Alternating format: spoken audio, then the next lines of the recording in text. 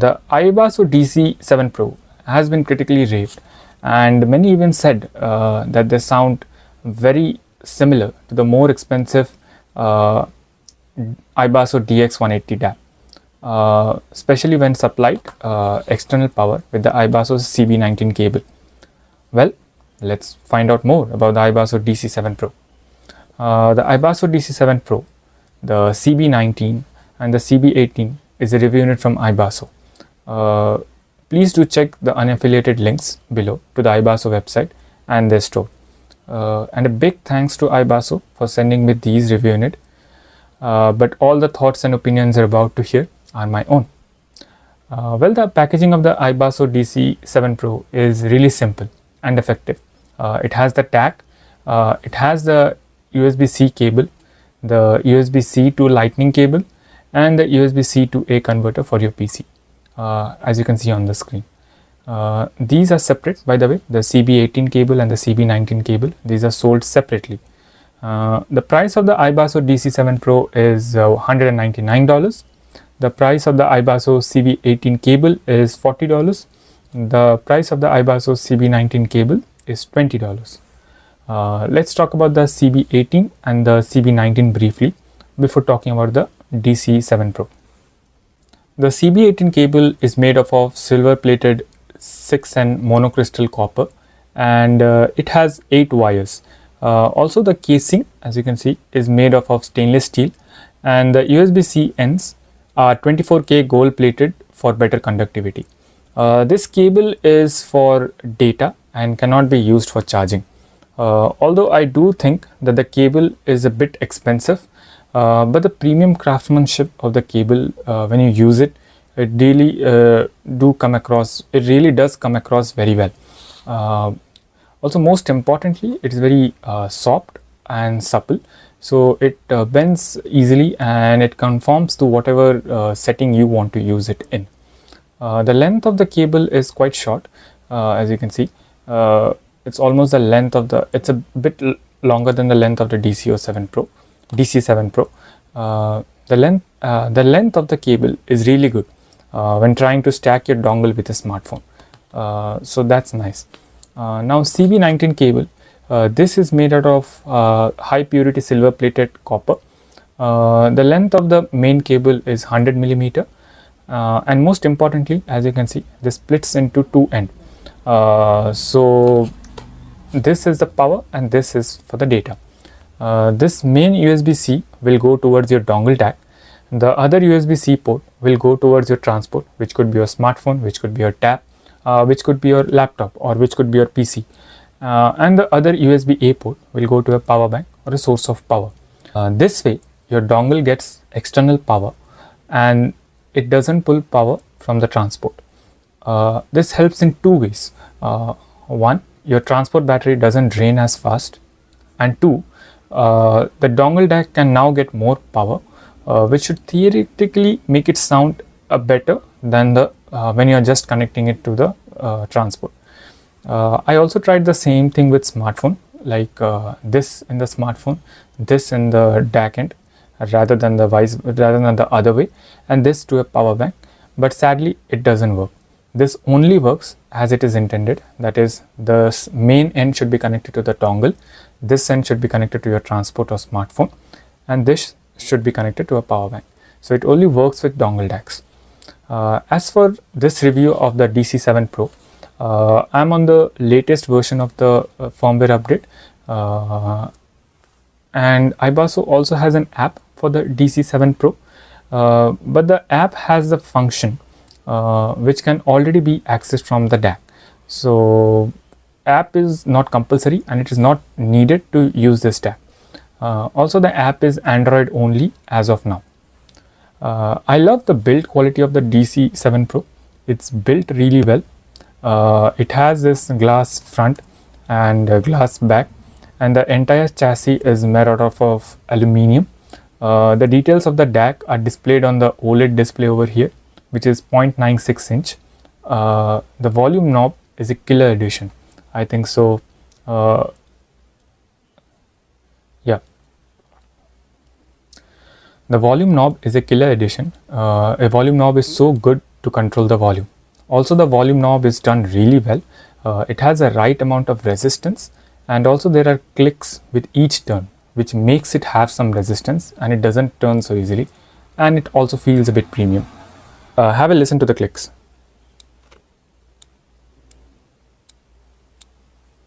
So yeah, I don't know if you heard it, but it sounds really good and it feels really premium.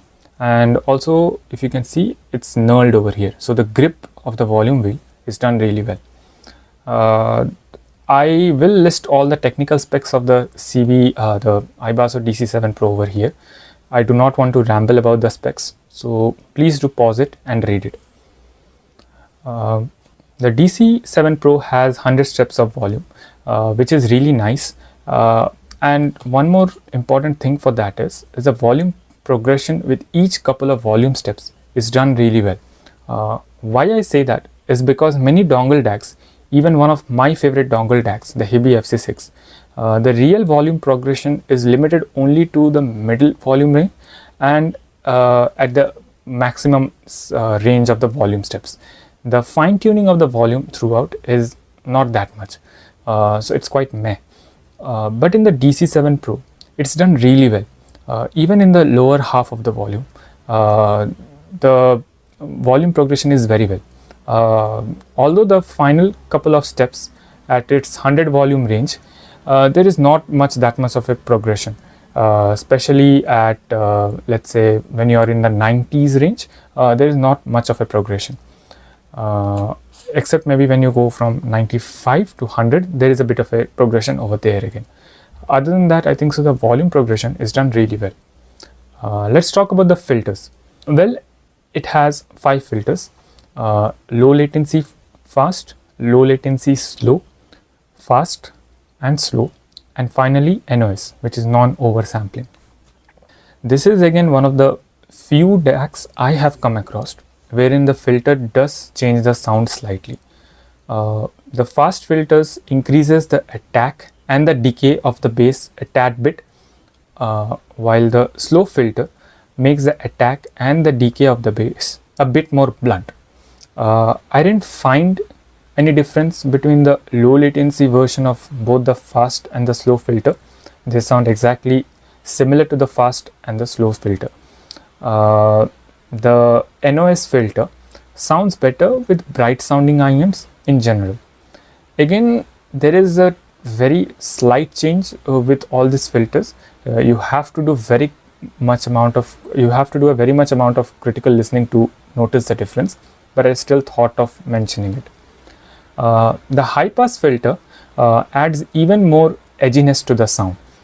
It makes the treble more sharp, and for a lack of better word, the resolution of the IEM increases. Although I like this filter, especially with warmer sounding IEMs, the entire sound while using this filter feels a bit digitally processed. That's what I can say. If Ibasso can update this via an firmware update, I think so that high pass filter could be a nice use, especially if you have some warmer sounding IEM. Next is the gain menu. It has a low and a high gain.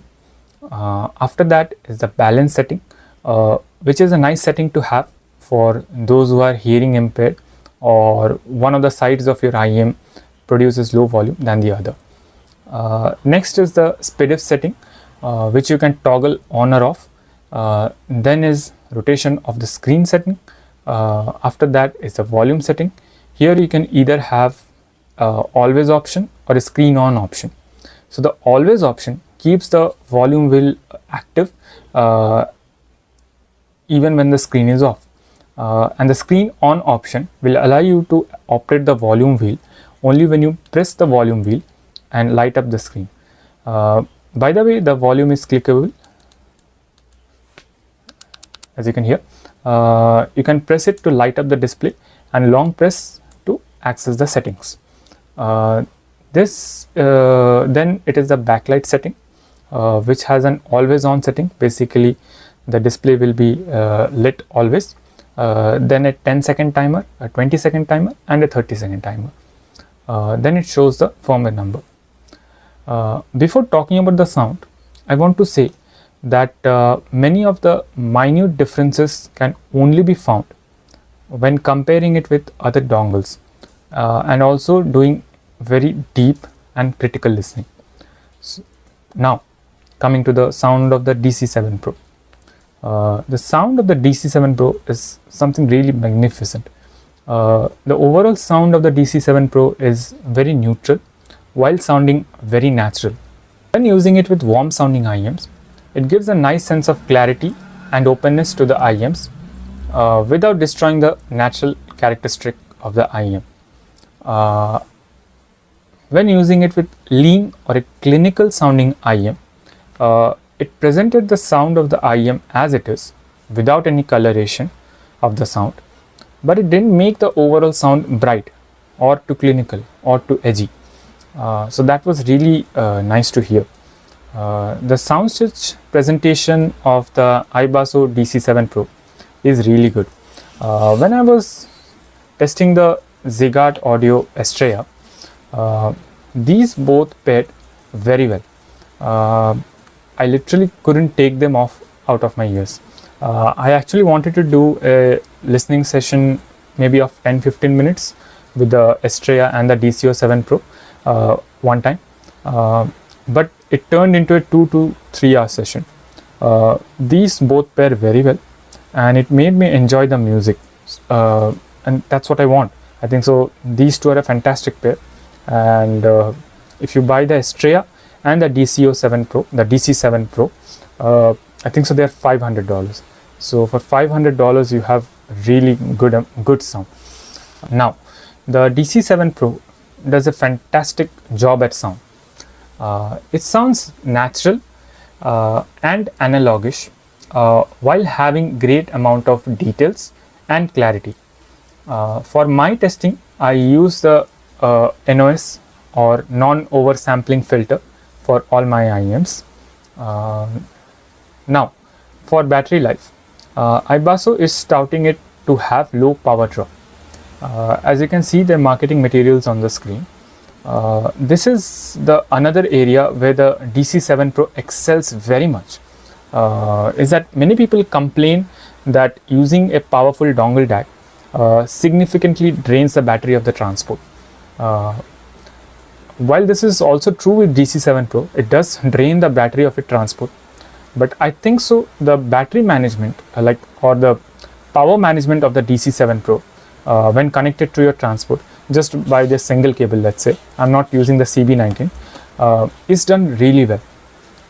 So when I used my Moondrop Chu2, which I use for my battery testing at low gain via the 3.5mm jack, I played it at around 24 out of 100 because it was plenty loud on the DC7 Pro, and on my 5000 milliampere transport or the smartphone it lasted nearly 16 hours, which is crazy because the DC7 Pro can supply so much amount of power and yet it can be so battery efficient for your transport or your smartphone. I think so the battery management is done really well. Sometimes you do buy a dongle DAC, it's powerful, it's nice, it sounds good, but it doesn't have that good battery management. It will quickly drain your transport's power and also your smartphone's power. I'm looking at you, FIO KA17. When supplying it with external power via the CB19 cable, it sounds even better and clinical. And if I nitpick and look around, I did find the soundstage to be a tad bit more spacious, and it sounded more open. The overall sound sounded more open and airy when supplied with external power by the CB19 cable. At its price point, the DC7 Pro has again quickly become my favorite dongle, one of my favorite dongle. I know I have a lot of favorite dongles, and I see a lot of people telling me that you're reviewing this dongle, this is a favorite dongle, you're reviewing that dongle, that's your favorite dongle, you're reviewing this dongle, that's a good dongle. The thing is that there are so many good dongles that it will be a sort of a crime to not acknowledge them. Each additional day goes by, you get some good dongles. It can be at the $30 price point, or it could be at the $200 price point, or it could be something flagship like the i5 Go Bar can say. I know as a consumer it's a bit tough to see so many good dongles, but there is also a positive side to this, is that any good reviewed dongle, even at $30 price point, $10 price point, or even $200 price point, if you pick a good popular pick, I don't think so you'll be going wrong. And I'm not just talking about the DC7 Pro. I think so the competition for the dongle game is very high, and in that game, in that competition, especially at $200 price point, I think so the DC7 Pro stands at the top of that. Especially if you want something neutral, something very spacious, yet which sounds natural, which sounds analogish. I highly suggest buying the CB19 cable if possible when you are buying the DC7 Pro.